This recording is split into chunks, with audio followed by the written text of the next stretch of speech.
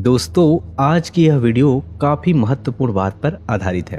एक ऐसी बात जो लगभग हर इंसान अपने जीवन में महसूस करता ही है, और वह है मजबूरियां। आज के इस वीडियो में हम जानेंगे मजबूरियों को देखने का सही तरीका क्या है। मजबूरियां जीवन का एक महत्वपूर्ण हिस्सा है और हमारे जीवन में अक्सर आती है।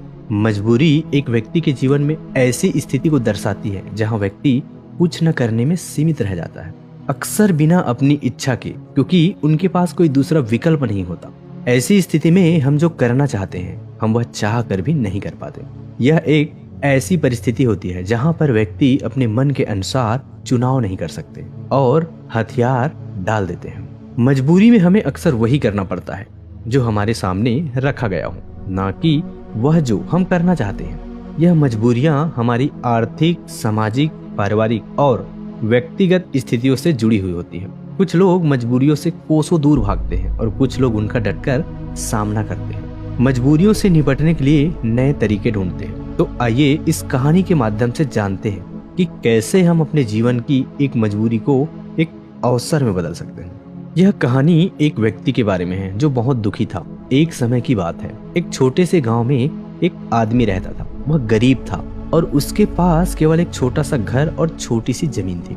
उसका जीवन कठिनाइयों से भरा रहता था और उसकी मजबूरी उसे रात दिन परेशान किया करती थी। अपनी पत्नी और एक बेटा होने के बावजूद वह आदमी अकेला महसूस करता था। वह मन ही मन सोचता रहता कि मेरे जीवन में कितनी मजबूरियां हैं। मुझे अपने घर का खर्च चलाने के लिए रोज काम पर जाना पड़ता है। अगर मैं काम नहीं करूंगा तो मेरा परिवार क्या खाएगा, मेरा घर कैसे चलेगा। मेरे बेटे के जीवन में अच्छा भविष्य लाने के लिए मुझे मजबूरन काम करना पड़ता है। उसे अपना काम एक बोझ लग रहा था और यह सोचकर वह बहुत दुखी था। एक तरफ जहां लोग उस गांव के तालाब पर मस्ती करने आते और अपने दोस्तों के साथ सुकून भरा वक्त गुजारने आते, वहीं इस आदमी को वहां मजबूरन मछलियां पकड़नी पड़ती ताकि उसके घर में खर्चों में खाने पर होने वाला खर्च कम हो सके और उसका परिवार यह तालाब से पकड़ी हुई मछलियां खा सके। वह आदमी मजबूर था और वह अपने परिवार को खुश देखना चाहता था, पर उसकी मजबूरियों ने उसके घर से सुख और शांति को खत्म ही कर दिया था। उसे ऐसा लग रहा था कि अपने जीवन में इतने सारे कमियों के कारण वह कभी खुश नहीं रह पाएगा। एक दिन इसी बात से परेशान होकर वह एक पेड़ के नीचे बैठकर रो रहा था।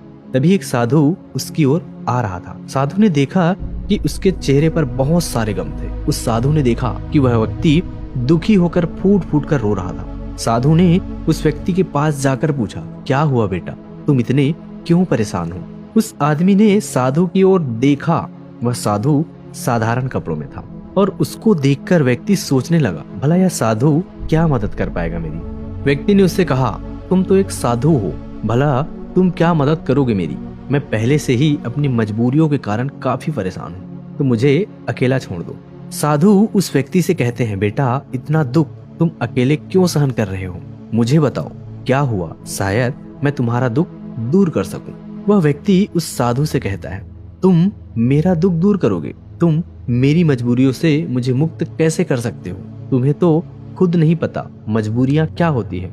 तुम्हें कौन सी मजबूरी का सामना करना पड़ा अपने जीवन में, तुम क्या जानो मजबूरी? तुम्हें किस बात की चिंता? तुम तो काम भी नहीं करते, तुम्हें किसी परिवार का ध्यान भी नहीं रखना। मुझे तो दिन रात काम करके अपने परिवार की जिम्मेदारी उठानी पड़ती है। साधु उस आदमी के कड़वे शब्द सुनकर भी शांत रहे। वह समझ गए कि यह आदमी अपने जीवन में अपने कामों और मजबूरियों को बुरा समझता है और इसी कारण यह काम को बोझ समझकर मन से किसी भी काम को नहीं कर पा रहा है। साधु हंसकर कहते हैं, बस इतनी सी बात, मैं तुम्हारी मजबूरियों को एक ताकत बना सकता हूँ। तुम्हें कभी भी काम करने में बोझ महसूस नहीं होगा। तुम्हें अपने परिवार के लिए काम करना कभी बोझ नहीं लगेगा। मैं तुम्हें एक ऐसा रास्ता बताऊंगा जिससे तुम हर काम खुशी खुशी करोगे, लेकिन तुम्हें पहले मेरा काम करना होगा। क्या तुम तैयार हो? वह आदमी साधु की बातों को लेकर सोच में डूब गया। साधु ने कहा कि एक ऐसा रास्ता है जिससे वह हर काम खुशी खुशी कर सकता है और उसके बदले में केवल एक काम करना होगा। पर क्या यह सच है? ऐसा कुछ इस साधु को पता भी होगा या यह साधु बस मुझे पागल बना रहा है? आदमी ने कुछ देर सोचकर उस साधु को मना किया, यह कहते हुए कि मुझे नहीं लगता कि तुम ऐसा कुछ बता सकते हो। आदमी मना करके वापस घर लौट आया। कुछ दिनों तक उसके दिमाग में वह साधु की बातें घूमती रही, लेकिन धीरे धीरे वह उस साधु की बातों को भूलता गया। उसके दिमाग में साधु भी धीरे धीरे निकलता गया। वह फिर से अपने रोज की दिनचर्या में वापस चला गया। फिर कुछ महीनों बाद उसे एक दिन अपना मित्र मिला। वह मित्र से कहता है, हमारे गांव में एक बड़े ज्ञानी साधु प्रवचन देने आ रहे हैं। वह जो भी कहते हैं वह करके दिखाते हैं। वह बहुत बुद्धिमान है। उसका मित्र उस आदमी से कहता है, तुम भी चलो मेरे साथ, तुम्हें वहां आनंद आएगा। कभी तो अपने लिए कुछ समय निकाल लिया करो, तुम कितनी मेहनत करते हो। वह आदमी सोचता है, मैं तो वैसे ही अपने रोज के काम में मग्न रहता हूँ। मेरा मित्र सही तो कह रहा है, कभी अपने लिए भी समय निकालना चाहिए। वह अपने मित्र के साथ उस साधु के उपदेश को सुनने और वहां जाने के लिए राजी हो जाता है। अगले दिन यह व्यक्ति अपने मित्र के साथ उस आश्रम में जाता है। वहां उसे वही साधु दिखता है जो उसे उस दिन काम को खुशी खुशी करने का मार्ग बताने का वादा कर रहा था। मित्र से बात करते समय उसने पूछा कि क्या यह वह साधु है जिनके उपदेश हम आज यहाँ सुनने आए हैं। उसके मित्र ने पुष्टि की कि हाँ, यह साधु वाकई महान है और उनके पास ज्ञान की अमूल्य धारा है। और तो और उसके पास तो स्वयं राजा भी ज्ञान लेने आते हैं। वह आदमी अपने मित्र से कहता है कि मैं इस साधु से मिल चुका हूँ। फिर वह आदमी अपने मित्र को सारी बात बताता है। उसका मित्र पूरी बात सुनकर कहता है, अगर यह साधु ने तुम्हें वचन दिया है तो अवश्य ही वह उसे पूरा करेंगे। तुम्हें उनसे फिर से मिलना चाहिए। आदमी फिर मन ही मन यह सोचता है कि क्या मेरा अब उनसे मिलना ठीक रहेगा, मैं उन साधु के पास जाऊं कि नहीं, वह मेरे बारे में क्या सोचेंगे। परंतु अब उसके मन में यह विश्वास था कि वह साधु उस दिन उसे पागल नहीं बना रहे थे, और अगर थोड़ी सी भी उम्मीद है कि मैं एक ऐसा रास्ता जान जाऊंगा जिससे मुझे कोई भी मजबूरी, कोई भी पीड़ा छोटी लगने लगेगी और मैं उस काम को खुशी खुशी करूंगा, तो यह मुझे जानना ही है। फिर भले ही मुझे उन साधु के सामने शर्मिंदा ही क्यों ना होना पड़े, चाहे कुछ भी हो, मैं इस मौके को अपने हाथ से जाने नहीं दूंगा। यही सोचकर वह आदमी उन साधु से मिलने का निश्चय करता है। उपदेश समाप्त होते होते शाम हो चुकी थी। जैसे ही वह उपदेश समाप्त हुए, सब लोग आश्रम से बाहर जाने लगे। वह आदमी उस साधु के पास जाता है। वह आदमी कहता है, गुरु, क्या आपको याद है, मैं आपको मिल चुका हूँ, मुझे माफ करना। मैंने आपको उस दिन काफी भला बुरा कहा और मैं उस वजह से बहुत शर्मिंदा भी हूँ। मुझे अब बहुत पछतावा हो रहा है, परंतु क्या आप मुझे वह मार्ग बता सकते हो जिससे मैं खुशी खुशी काम करूं? मैं आपका कोई भी काम करने के लिए तैयार हूं। साधु हंसते हुए कहते हैं, हाँ, मुझे याद है, तुम वही आदमी हो जो उस दिन दुखी हालात में मुझे मिले थे। ठीक है, मैं अपना वादा पूरा कर दूंगा, लेकिन अब शाम हो चुकी है और मैं पूरे दिन उपदेश देकर थक गया हूँ, तो मुझे कल सुबह इसी आश्रम के बाहर मिलना। वह आदमी बहुत खुश होता है और कहता है, जी गुरुदेव, मैं कल सुबह आपसे मिलने आ जाऊंगा। सुबह होते ही वह आदमी उस आश्रम के बाहर उस साधु से मिलने जाता है। जब आदमी वहां आता है तो गुरु दरवाजे पर रुके होते हैं। वह व्यक्ति उन साधु के पास जाता है और कहता है, गुरुदेव, मैं तैयार हूँ। साधु उस व्यक्ति से कहते हैं, बेटा, मुझे अपना वादा याद है जो मैंने तुमसे किया था, परंतु तुम्हें समझने के लिए मुझे तुमसे काम करवाना पड़ेगा। वह आदमी उस साधु से कहता है, जी गुरुदेव, मैं कुछ भी करने के लिए तैयार हूँ। आपका काम क्या है जो मैं कर सकता हूँ, मुझे बताइए। वह साधु उसे पास के तालाब के पास ले जाते हैं। वहां एक बड़ा सा पत्थर था जो पानी के बहाव को रोक कर बैठा था। साधु उस व्यक्ति से कहते हैं, बेटा, क्या तुम्हें यह पत्थर दिख रहा है जो पानी के बहाव को रोक कर बैठा हुआ है? फिर साधु कहते हैं, तुम्हें इस पत्थर को यहाँ से हटाना है। जैसे ही तुम इस पत्थर को हटाओगे, तुम्हें तुम्हारे प्रश्नों के उत्तर मिल जाएंगे। व्यक्ति कहता है, लेकिन गुरुदेव, यह कैसे मुमकिन है? यह तो इतना बड़ा पत्थर है, मैं इसे कैसे हटाऊं? और फिर इस पत्थर को हटाने से मेरे जीवन की मजबूरियां कैसे हट जाएंगी? मुझे कुछ समझ नहीं आ रहा। साधु कहते हैं, तुमने कहा था कि तुम मेरा कोई भी काम कर दोगे, तुम्हें इस पत्थर को हटाना ही पड़ेगा, अन्यथा मैं तुम्हें तुम्हारे प्रश्नों का उत्तर कभी नहीं बताऊंगा। अब मैं अपनी आश्रम जा रहा हूँ, जब तुम यह काम कर दोगे उसके बाद तुम मुझसे मिलने आना। इतना कहकर साधु अपने आश्रम की ओर बढ़ गए। उस आदमी ने सोचा, मुझे यह समझ नहीं आ रहा है कि गुरुदेव मुझे इस पत्थर को हटाने का काम क्यों दे रहे हैं, लेकिन जो कुछ भी हो, मेरी समस्याओं का हल तो मुझे चाहिए। मैं अपने जीवन से बहुत दुखी हूँ और अगर मुझे इस पत्थर को हटाने से मुझे गुरुदेव उत्तर बता देंगे तो ठीक है, गुरुदेव, अगर मुझे यह करने को कह रहे हैं तो इसमें जरूर कोई बात होगी। इतना सोचकर उस आदमी ने उस पत्थर को अपने हाथों से हटाने का प्रयास शुरू किया, लेकिन वह पत्थर इतना विशाल और भारी था कि वह थोड़ा भी नहीं हिला। कुछ देर बाद थक हार कर उसने अपने पीठ के बल पर लेकर फिर से प्रयास किया। उसने पत्थर को हटाने की कोशिश की। उसने देखा कि वह पत्थर थोड़ा सा अपनी जगह से हिल गया, पर जैसे ही वह थोड़ा सा सीधा हुआ, वह पत्थर फिर से अपनी जगह पर वापस आ गया। उस आदमी का आत्मविश्वास टूट गया। वह मन ही मन सोचता है कि यह कैसा काम दिया है मुझे इस साधु ने। यह पत्थर तो हिलने का नाम भी नहीं ले रहा। बाहर बहुत धूप थी और वह आदमी पसीने में भीग जाता है। वह आदमी बीच में ही रुक जाता है, पर फिर उसे उन साधुओं की शर्त याद आती है, जिसके मुताबिक अगर वह उनका काम नहीं करेगा तो उसे वह नहीं मिलेगा जो वह चाहता है।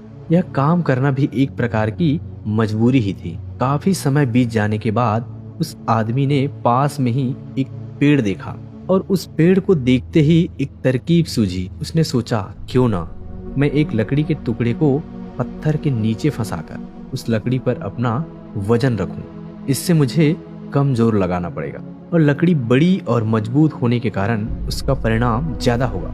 वह आदमी तुरंत ही एक बड़ी और विशाल लकड़ी तोड़ने में लग जाता है। जैसे तैसे उस आदमी ने एक बड़ी लकड़ी उस पेड़ से निकाली। उसके सारे छोटे टहनियां और पत्ते को तोड़कर एक सीधी लकड़ी तैयार की जो वह इस्तेमाल कर सके। फिर उसने उस पत्थर के अगल बगल एक गड्ढा खोदा जहां वह उस लकड़ी को डाल सके। उस आदमी ने लकड़ी का एक छोर उस पत्थर के नीचे फंसाया और फिर वह आदमी अपने हाथों में 2 बड़े पत्थर लेकर उस लकड़ी के दूसरे छोर पर बैठ गया और देखते ही देखते वह पत्थर अपनी जगह से हट गया और पानी का बहाव फिर से चालू हो गया। वह आदमी बहुत खुश हुआ। उसे आत्मविश्वास महसूस हुआ। वह दौड़ता हुआ उन साधु के पास गया और कहा, गुरुदेव, मैंने कर दिखाया। मैंने उस पत्थर को हटा दिया और मैंने अपना वचन भी पूरा कर दिया। साधु पूरी बात उस आदमी से सुनने के बाद कहते हैं, तुमने अच्छा काम किया, मेहनत की, तुमने तरकीब भी निकाली और तुमने अपने दिमाग का इस्तेमाल भी किया। लेकिन मुझे एक बात बताओ, क्या तुम्हें लगा था कि तुम यह काम कर पाओगे? आदमी कहता है, नहीं गुरुदेव, मुझे नहीं लगा था कि मैं इतना बड़ा पत्थर हटा पाऊंगा। साधु पूछते हैं, क्या लगता है तुम्हें, तुम यह सब क्यों कर पाए? आदमी जवाब देता है, क्योंकि यही आपकी शर्त थी। अगर मैं नहीं करता तो मुझे अपना जवाब कभी नहीं मिलता। साधु कहते हैं, तो तुम यह कह रहे हो कि यह काम करना तुम्हारी एक मजबूरी थी? आदमी कहता है, हाँ, लेकिन आप वही क्यों पूछ रहे हैं? इस पर साधु कहते हैं, मैं तुम्हें यही तो समझाना चाहता था। जिस तरह आज तुम्हारे सामने वह पत्थर हटाने की मजबूरी थी, इसी तरह तुम्हारे जीवन में भी तुम्हारे सामने कई मजबूरियां आएंगी। साधु आगे कहते हैं, मजबूरियां ही तुम्हें वह काम करवाती हैं जो तुम्हें नहीं लगता कि तुम वह कर सकते हो। तुम्हारी मजबूरियां तुम पर बोझ नहीं है, बल्कि मजबूरियों के कारण तुम जिंदा भी हो। तुम खुद सोचो, अगर तुम्हारे ऊपर मजबूरियां ना होती और काम करके अपने परिवार के लिए कमाई करने की कोई पाबंदी ना होती, तो क्या तुम अपने घर से बाहर भी निकलते? नहीं ना, तुम एक ही जगह हो, बस आराम से बैठे रहते। लेकिन क्या ऐसा आराम करना ठीक है? क्या तुम्हारे शरीर में बीमारियां नहीं आ जाती? तुम अपनी मजबूरियों के कारण काम करते हो, जिससे तुम स्वयं तंदुरुस्त हो। जहां तुम पहुंचना चाहते हो, यह मजबूरियां ही तुम्हें वहां का रास्ता दिखा सकती हैं। वह हमें बताती है कि हमें क्या करना चाहिए। उस लक्ष्य तक पहुंचने के लिए तुम्हारी समस्या यह नहीं है कि तुम्हारे ऊपर मजबूरियां हैं, बल्कि तुम्हारी समस्या यह है कि तुम उन मजबूरियों को एक बोझ समझ रहे हो। हमारी मजबूरी हमारे लक्ष्यों को प्राप्त करने में हमारे लिए एक माध्यम बन सकती है और हमें नए दिशाओं में ले जा सकती है। जैसे कि तुमने लकड़ी का उपयोग किया ताकि उस पत्थर को हटा सको, ऐसा ही कुछ हमारे साथ जीवन में भी होता है। जब हमसे ऊंचे स्तर के लोग, जैसे कि हमारे बॉस या फिर माता पिता या फिर कोई गुरु, हमें कोई कठिन काम देते हैं, तो हमें लगता है कि यह काम हमारे लिए बहुत मुश्किल है। उदाहरण के रूप में, जब हमारे बॉस हमें एक बड़े और कठिन काम को संभालने का काम देते हैं, या फिर जब तुम्हारे व्यापार में कोई विरोधी व्यापारी तुम्हारी तकलीफ बढ़ा देता है जो तुम्हारे लिए मुश्किल होता है, तो तुम कैसे उनका सामना करोगे? अक्सर हम नहीं चाहते कि ऐसी समस्या हमारे सामने आए, लेकिन सच्चाई तो यह है कि वह हमारे सामने है और हमें हमारे लक्ष्य को प्राप्त करने से रोक रही है। क्या लगता है आपको? ज्यादातर लोग इस स्थिति में क्या करते होंगे। बेशक कोई नहीं चाहता कि वह संकट में आए, लेकिन जब एक विशाल समस्या उनके सामने खड़ी होती है, ऐसी कठिन समस्याएं जो उन्हें परेशान करती है, तब क्या करते होंगे लोग। जब भी हमारे जीवन में विशाल और भयानक समस्याएं आती हैं, तो हकीकत में वह हमसे सवाल पूछती है, क्या तुम इस लक्ष्य के काबिल हो? क्या तुम इस परीक्षा का सामना कर सकते हो? आप क्या करोगे? क्या होगा? आपका उत्तर इस प्रश्न पर क्या होता है? जब आपके सामने एक समस्या खड़ी हो जाती है जिसका समाधान आपके लिए मुश्किल होता है, क्या आप भाग जाएंगे? क्या आप अपने लक्ष्य को किस्मत के हाथों छोड़ देंगे? अगर हम इतिहास की ओर देखें तो हजारों लोगों ने इन सारे प्रश्नों का उत्तर ना में दिया। उन्होंने अपने हथियार डाल दिए, अपने लक्ष्य को छोड़ दिया, सिर्फ इसलिए क्योंकि उनके सामने एक बड़ी समस्या आ गई थी। ऐसा हम आज के युग में भी करते हैं। हम हार मान लेते हैं। हम अपने उच्च स्तर के लोगों को पागल तक कह देते हैं कि क्या सोचकर मुझे यह काम सौंपा गया, यह काम तो किसी से भी नहीं होने वाला। या फिर हम अपने लक्ष्य को त्याग देते हैं, यह कहकर कि शायद यह लक्ष्य मेरे भाग्य में ही नहीं है। लेकिन इतिहास के कुछ लोग ने इस प्रश्न का उत्तर हमें दिया। वे डटकर खड़े हुए और समस्या के आंखों में देखकर उसका समाधान निकाला। वह कुछ बढ़ा कर पाए। उसी समस्या के कारण सच कहूं तो वह महान व्यक्ति आज उस मुकाम पर कभी नहीं पहुंच पाते। अगर उनके सामने समस्या नहीं आई होती तो उनकी समस्याओं ने उन्हें बड़ा बनाया, उन्हें मजबूर किया नए रास्ते ढूंढने में, कोई ऐसा रास्ता जो आज तक किसी ने नहीं सोचा था। बड़े और महान लोग भी अक्सर अपनी सब समस्याओं से जूझते हैं और उन्हें पार करने के लिए नए रास्ते ढूंढते हैं। समस्याएं हमें मुश्किल में डालती हैं और हमें मजबूर करती हैं। नए रास्तों की तलाश करने में यही तरीका है जिससे हम अपने लक्ष्यों को हासिल कर सकते हैं और अपने जीवन को सफल बना सकते हैं। और यही सही तरीका है हमारी मजबूरियों को देखने का। जब तुम्हारी नजर अपने लक्ष्य पर होगी तो तुम्हें अपनी समस्याएं छोटी लगने लगेगी। इसलिए मजबूरियां अच्छी होती हैं।